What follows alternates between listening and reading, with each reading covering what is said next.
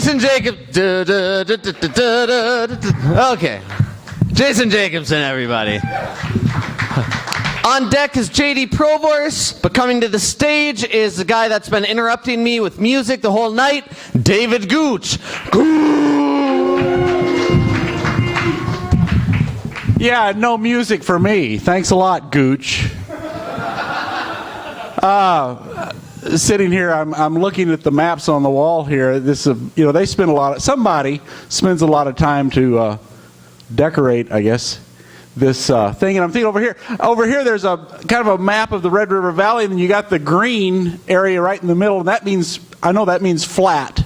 And then on both sides you have like brown, and it looks like they're saying there's a huge mountain range in Fergus Falls and another one in Jamestown, but I'm not real sure. But it's all titled Landscape Intervention, and so I'm thinking the mountains and the valleys get around and they come to the flat land and they say, you're too flat, Red Raven, you're too flat, Red River Valley, you need to get scaped. Your land needs to get scaped. The Harley Davidson shop in West Fargo has a sign out front. It says climate controlled storage, all brands welcome. Now, climate controlled, I guess they mean if you park your motorcycle in there, it's not going to get rain or snowed on, and it won't get really cold or hot. Two things about climate. But I'm wondering, do they protect for barometric pressure? If a low front came over, the air pressure in your tires it'd look fat. Your tires would increase. It's science, people. Don't expect Ekin to be the only one here with science knowledge, just because she went through a lot for what she has.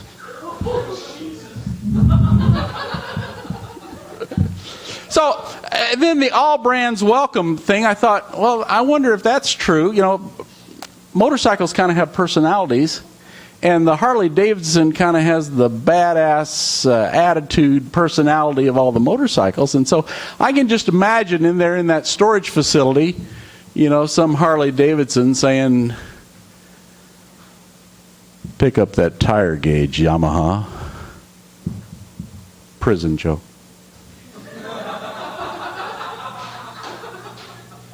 And then when you're at the Harley shop, if you're being built and you're thinking about, man, I am the coolest motorcycle in America, I am sure I'm going to go and I'm going to be bought by, some hot chick in a leather bikini, because the ads in the motorcycle magazines always have a hot chick in a leather bikini draped over them. And this is the home I'm going to.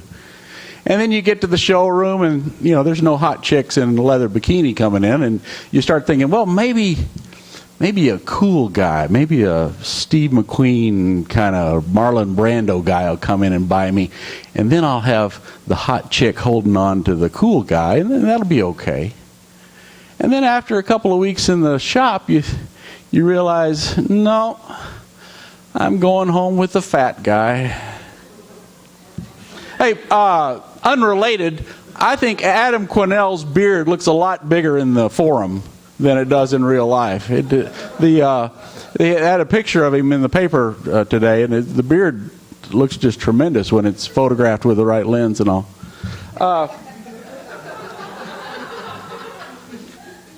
Then I listen to Canadian radio a lot. And the reason I listen to Canadian radio is I like to feel superior. Well, first off, if I listen to Canadian radio, I can say, hey, I'm bilingual. I understand what they're saying. And then the second reason I like to listen to Canadian radio is I like to feel smart. When they're talking and they're saying it's going to be 7 degrees, I can do the math.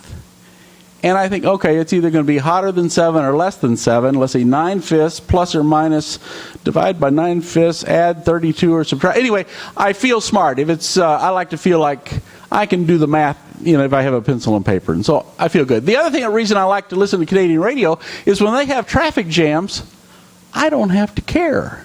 I don't care what the traffic is in Winnipeg. It doesn't affect me. Screw those Canadians, And recently, listening to Canadian radio, I heard a promo for a concert coming to town. Now, when I was growing up, my favorite band was CCR, Creedence Clearwater Revival. They went through, John Fogerty, the band broke up, people got mad at each other, and John Fogerty thought he was being screwed by the record company, and he says, I'm not playing those songs anymore. The other guys in the band said, hey, we need to make a living, so they formed as a band called Creedence Clearwater Revisited, and they toured the country, and when they first came to the Red River Valley Fair, I thought, screw them, I'm not going to go see a band without John Fogerty in it, you know. Turns out they were a pretty decent band, and they gave good shows and stuff, and I should have... I should have gone to it. But anyway, in Canada, I heard an ad for, this is all legal trouble. I heard an ad for a band appearing in Winnipeg, their hometown, called Bachman and Turner. Now, if you go back to the olden days, there was a song called Taking Care of Business by Bachman Turner Overdrive. And so I'm trying to think of what kind of legal hassle did they have to go through. The guy says, oh, no. You can't use the name Bachman Turner Overdrive. Bachman Turner Overdrive is me. I'm the drummer or the substitute bass player or something like that. And the other guy says, well, I guess maybe we could call ourselves Bachman Turner. Okay, the final bit. Prop time! Oh, prop time!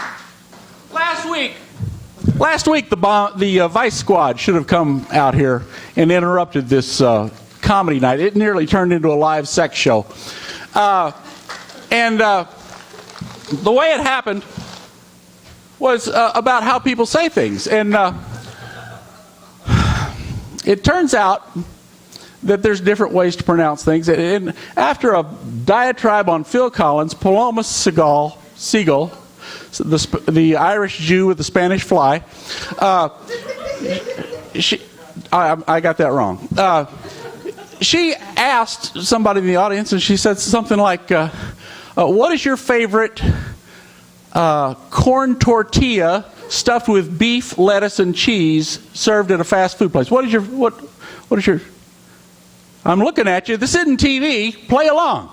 You're not asleep yet. Say the word taco. And pay attention from now on.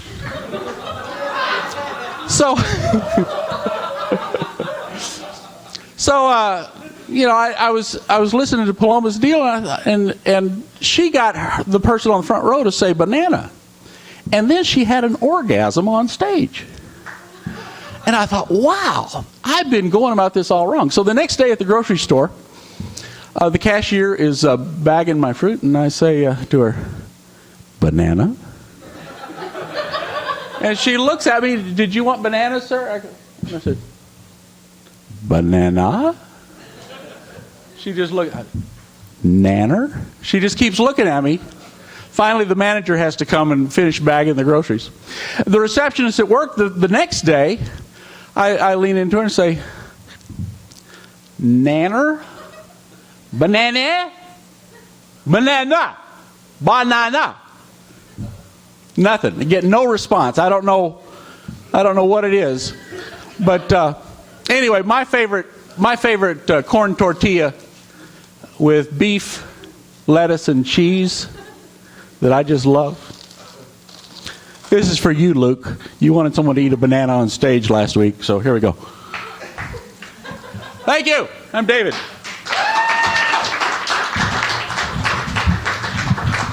Gooch! David Gooch and his knowledge of all the music that the kids like. On deck is Paloma Seagull, the woman who the last 3 minutes were devoted to describing. But coming to the stage, I think he just joined a cult or lost a bet, JD Provorce.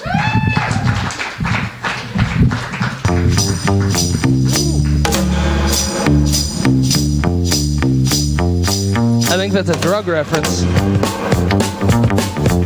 I feel like I should be wearing a black suit and a tie, walking down the street with a bunch of criminals with color names. Never mind, you didn't catch that reference. It's cool. Well done. Oh, so who went shopping on Black Friday?